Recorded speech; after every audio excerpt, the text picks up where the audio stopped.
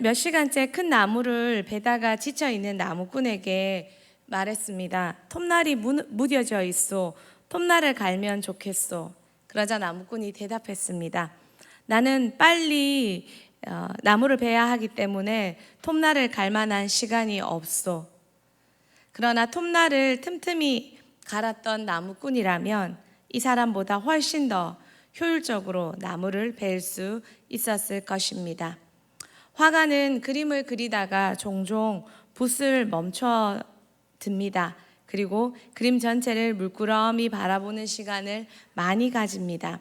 그래야 그림을 잃어버리지 않기 때문입니다.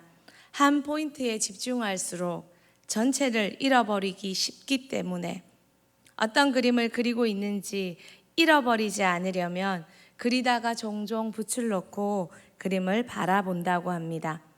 많은 분들이 쉼을 누리는 시간입니다. 참 좋습니다. 성실하게 살아온 대흥교회 모든 성도님들이 노는 것이 아니라, 놈이 아니라 쉼이 되면 참 좋겠다는 소망과 바람으로 기도합니다. 톱날이 갈려지고 전체 그림을 보기 위해 눈을 돌리는 시간, 이번 주든 다음 주든 또 이 여름이 여러분에게 그런 시간이 되면 좋겠다 하는 생각이 듭니다. 쉼을 통해 우리가 정비해야 되는 건 무엇일까요? 바로 마음입니다. 마음밭입니다. 열심히가 열매 맺게 하는 중요한 포인트는 마음밭에 있습니다. 우리는 쉬는 동안 나의 마음을 점검하고 개간해서 다시 현장에 설 때 뿌려진 씨가 열매 맺히는 상태가 되게 해야 합니다. 오늘 본문을 살펴보겠습니다. 오늘 본문은 예수님의 설교입니다. 비유로 하신 설교입니다. 예수님께서 말씀하십니다. 예수님이 비유로 말씀하시며 하시는 말씀이 9절에 있습니다. 귀 있는 자는 들으라. 예수님은 비유로 설명해 주시면서 이것을 모두가 다 이해할 수는 없다는 걸 아셨습니다. 그래서 귀 있는 자는 들으라 라고 말씀하십니다. 말미에. 근데 이것이 저는 중요한 포인트가 아닐까 생각합니다. 지금도 동일하게 우리 모두가 설교와 말씀을 듣고 있습니다. 그러나 그 들음의 차이가 한 공간에 같이 듣지만 너무 다르다는 것입니다. 중요한 것은 말씀이지만 더 중요한 건 각자의 마음밭이라는 것입니다. 예수님 직접 하신 설교에도 귀 있는 자, 귀 없는 자, 듣는 자, 듣지 못하는 자, 말씀이 심겨지는 자, 심겨지지 않는 자가 있다며 하물며 저 같은 자에게 말씀 듣는 여러분에게는 또 얼마나 많은 차이가 있겠습니까? 오늘 본문에는 씨 뿌리는 자가 씨를 뿌립니다. 씨 뿌리는 자는 본문에서 예수님입니다. 우리 삶에서는 말씀을 가르치는 하나님의 일꾼이 씨 뿌리는 자에 해당할 것입니다. 하나님의 일꾼이 씨를 뿌립니다. 공평하고 동일하게, 제가 지금 이렇게 말씀 전하는 것도 공평하고 동일할 수밖에 없지 않습니까? 그런데 이 씨를 뿌리는데 밭에 따라 열매가 다르다는 것입니다. 씨는 하나님의 말씀이고 밭은 우리의 마음입니다. 지금처럼 모두가 설교를 듣고 말씀을 배우고 익히지만 마음밭에 따라 열매가 다릅니다. 좋은 밭이 되면 열매를 맺습니다. 어떤 사람은 30배, 어떤 사람은 60배, 100배. 공통점은 열매 맺는 것에 있는데 열매 맺는 것도 차등이 있습니다. 어쨌든 좋은 밭은 열매를 맺게 됩니다. 우리가 쉼을 가질 때 이 시대의 문화의 안타까움은 쉼이 노임이 됩니다. 쾌락과 정욕과 채우고 쓰고 먹고 마시고. 그런데 정말 쉼이 된다면 그 쉼에 우리의 밭을 점검하고 개간한다면 이 쉼이 끝나고 왔을 때 우리는 더 정말 달려갈 수 있는 열매 맺는 상태가 되지 않을까요? 소망합니다. 쉼이 되는 성도들이 되길 축복합니다. 아마 이 설교는 많은 분들이 영상으로 듣지 않을까, 지금 당장은 아니더라도 또 휴가 지에서 듣지 않으실까라는 생각도 해봅니다. 그러면 정말 그분들 기억하세요. 예. 4가지 밭이 있습니다. 길가밭. 말씀이 뿌려지면 새들이 와서 먹습니다. 이런 분들은 전혀 말씀에 진지함이 없는 분들입니다. 말씀이 길가밭에 뿌려진다는 건 말씀이 뿌리도 내리지도 않고 흙에 묻히지도 않는다는 거예요. 왜 가끔 그런 분들 있잖아요. 말씀에 진지하지도 않고 주의를 기울이지도 않고 한 귀로 듣고 한 귀로 흘리고 관심도 없고 부주의하고, 이런 분들이 길가밭에 해당하는 마음입니다. 이런 분들은 듣는 즉시 사단이 들고 가기 때문에 전혀 깨닫는 것도 없고 감동조차, 흩어져 버리는 감동, 감정의 감동이라 할지라도 그것조차 없는 분들입니다. 가끔 우리도 그런 상태가 되어 있진 않을까요? 자, 1번 했습니다. 자, 옆에 있는 분들 한번 보시면서 잘 듣고 계시지요? 하고 눈인사 한번 하시고, 혹시 잠든 분 계시면 깨워주셔서 축복해 주시면 좋겠습니다. 깨우는 게 사랑입니다. 2번째입니다. 돌밭입니다. 돌밭. 밭에 돌들이 놓여져 있습니다. 말씀을 드렸지만 심겨져서 뿌리 내리는 듯 했는데, 뿌리가 내려지는데 금세 돌에 막혀 뿌리가 시들어버리고 자라질 못합니다. 말씀을 들은 당시에는 은혜 받고 즐겁고 기쁘고 결단합니다. 그런데 우리 대부분은 조금만 힘들어지고 어려움이 오고 또 핍박이 있고, 이래서 이 사람이 반대하고 저래서 저 사람이 싫어하고 또 관계에 문제가 생길 것 같고, 이렇게 결단하면, 이런 상태가 되면 말씀은 거기서 멈춰져 버립니다. 더 이상 순종하지 못하고 진행하지 못합니다. 늘 이런 분들은 마음밭에 돌들 때문에 열매가 없습니다. 여러분과 여러분 주변에는 이런 상태인 분들 없습니까? 아니면 최근에 말씀대로 순종하고 싶은데 생각해야 될 게 너무 많은, 걸리는 것이 너무 많은, 그래서 불편한, 때로는 우리의 자존심이 돌밭이 될 때도 참 많습니다. 순종하려 드니 이런 생각 저런 생각. 3번째는 가시떨기 밭입니다. 어쩌면 이 3가지 밭 중에 좋은 밭을 제외한 가장 뿌리 내려 많이 자라는 밭입니다. 가시떨기 밭에는 뿌리를 내립니다. 그리고 뿌리를 내리고 이 씨앗은 자랍니다. 자라갑니다. 그런데 자라가다가, 돌밭은 뿌리 내리다가 멈춘다면 가시떨기 밭은 뿌리 내리고 자라갑니다. 자라가다가 가시에 막힙니다. 이 가시는 세상의 염려, 또 부에 대한 소유, 내가 대가 지불해야 할 것들에 의미하기도 합니다. 말씀은 우리 안에 뿌리를 내리고 자라는 말씀은 우리 스스로 그 말씀을 포기하기에 이릅니다. 더 이상 진행했다가는 내가 더 많이 손해볼 것 같아. 내 소유를 더 많이 잃어버릴 것 같아. 성경의 부자 청년 기억나십니까? 부자 청년은 예수님을 찾아와서 질문하기까지에 이르릅니다. 신앙이 있는 거죠. 살고 싶은 거죠.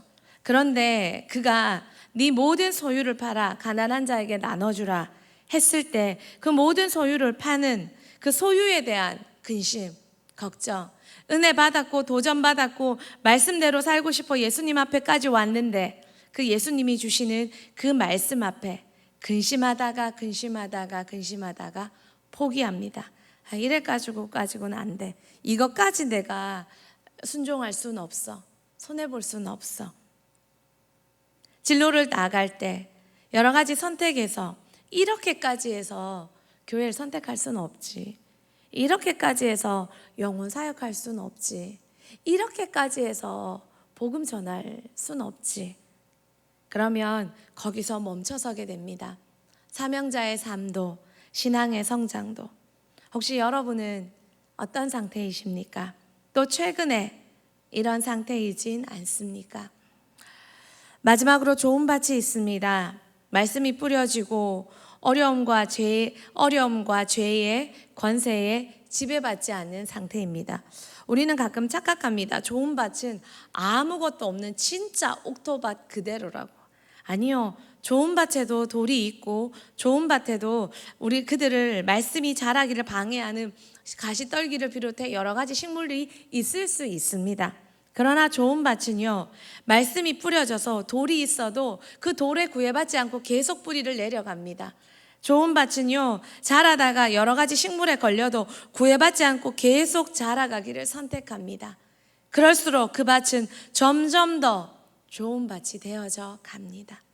어쩌면 한 번이 어렵지, 한 번, 두 번 순종하고 그 역경을 이겨나가다 보면 우리는 점점 더 좋은 밭이 됩니다. 그때 30배 맺던 밭이 60배 맺고 100배 맺는 밭이 되지 않을까요?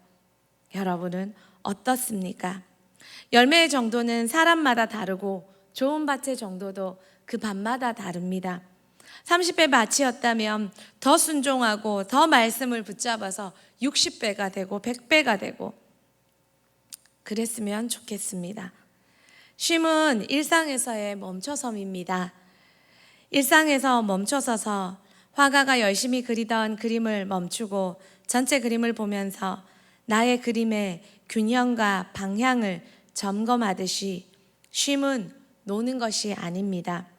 힘이 닿도록 놀아서 재정 상태를 넘어서 버리고 재정 상태가 되지 않는데도 꼭 놀러 가야 되고 여행 가야 되고 이거는 분명히 크리스찬의 자세가 저는 아니라 생각합니다.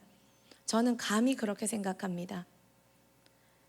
쉬는 건 말씀 안에서 성경 안에서 동일한 쉼이지 나의 욕구와 어떤 부분에 스트레스를 날려버린다는 세상의 문화와 그 문화에 편승해서 나의 재정을 넘어버리고 그 시간 마치는 날까지 토요일 밤 12시까지 토요일 6시까지 5시까지 그래서 그 다음날 와서 졸 수밖에 없는 상태가 되도록 만들어서 쉼이 아니라 되려 더 육체적 고갈, 재정적 고갈 그걸 만드는 것이 쉼일까요? 휴가지 계신 분들 돈 너무 많이 쓰지 마시고 체력 너무 많이 쓰지 마시고 한번 생각해 봤으면 좋겠습니다. 진심으로. 여러분, 우리는 이 땅의 빛과 소금입니다. 길을 잃은 세상과 문화의 방향이 되어 주어야 합니다. 쉬지 말라는 것이 아니라 그 문화의 세상의 방향을 보며 우리가 주 안에서 취해야 할 행동을 선택할 수 있는 우리는 하나님의 백성이요 건강한 승리자들이라는 것입니다. 쉼을 통해 우리의 마음이 점검이 이루어지고 특별히 대흥교회 성도님들 여러분과 저는 영혼 사역하는 자들입니다. 우리의 일상은 대부분 다른 사람들에게 집중되어져 있습니다. 그래서 그러느라 나의 상태와 나의 마음이 놓쳐질 때가 참 많은 것 같습니다. 그래서 안 그러고 싶은데 내가 그런 줄 몰랐을 때가 참 많이 있습니다. 쉼은 바로 이런 나의 마음 상태를 진단하고 점검하고 그리고 돌이키는 진짜 영혼 사역과 복음을 위해 사명자의 삶을 위해 톱날을 갈아야 되는 시간입니다. 최근 내 삶을 한번 돌아봅시다. 코로나라는 기간을 지나면서 우리 삶에 오히려 정체되어 있고 삶에 뿌려진 말씀이 열매 맺어져 있는지 성령의 열매로 인격이 성장하고 믿음이 성장했는지 그리고 상반기 동안 나에게 맡겨진 영혼들에게 사역의 열매가 일어났는지 살펴봐야 합니다. 그리고 그 열매가 만족할 만큼 되지 못한다면 내 마음의 상태에는 문제가 없었는지 돌아봐야 합니다. 성경은 말합니다. 에스겔 36장 26절 말씀입니다. 같이 보겠습니다.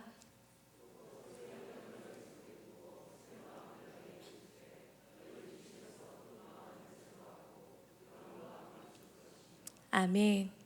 쉼을 통해 성령 안에서 우리 마음의 굳은 마음, 돌과 가시와 길가밭은 너무 딱딱하게 되어 있죠.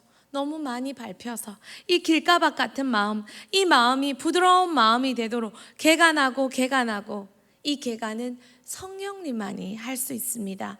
부드럽고 따뜻하고 아름다운 자연 아래서 또 좋은 책과 말씀을 가지고 또 너무나도 좋은 음악과 함께 찬양과 좋은 연주곡과 그것들과 함께 새소리, 바람소리와 함께 아이들이 뛰어노는 그 즐거운 소리와 함께 우리의 마음이 성령 안에서 보여지고 또 회개하고 개간되어지고, 그러면 우리가 다시 만날 때 우리의 모습은 은혜로 풍성하게 환하게 변해 있지 않을까요?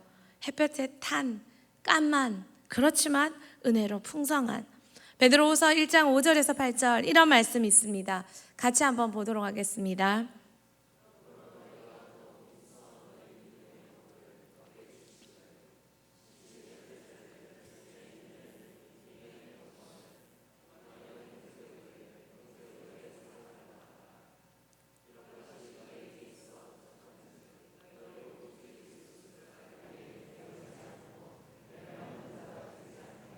열매 없는 자가 되지 않게 하려고, 좋은 밭이 아닌 그런 밭에 열매 없는 자가 되면 믿음의 덕의 지식을, 지식의 절제를, 절제의 인내를, 인내의 경건을, 형제 우애를, 사랑을 놓치는, 성장을 놓치는 우리의 상태가 될 수 있습니다. 이걸 다시 붙잡아야 됩니다. 또 디도서 3장 13절에서 14절은 그 열매 없는 자를 이렇게 표현합니다. 같이 보겠습니다. 13, 14절입니다.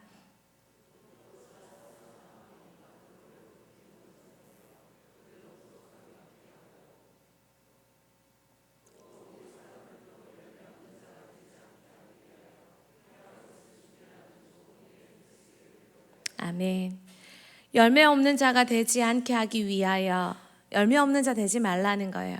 그래서 아볼로를 급히 보내고 부족함이 없게 하고 자신의 영혼 사역을 돌아보고 성실하게 준비하라고 권면하고 있습니다.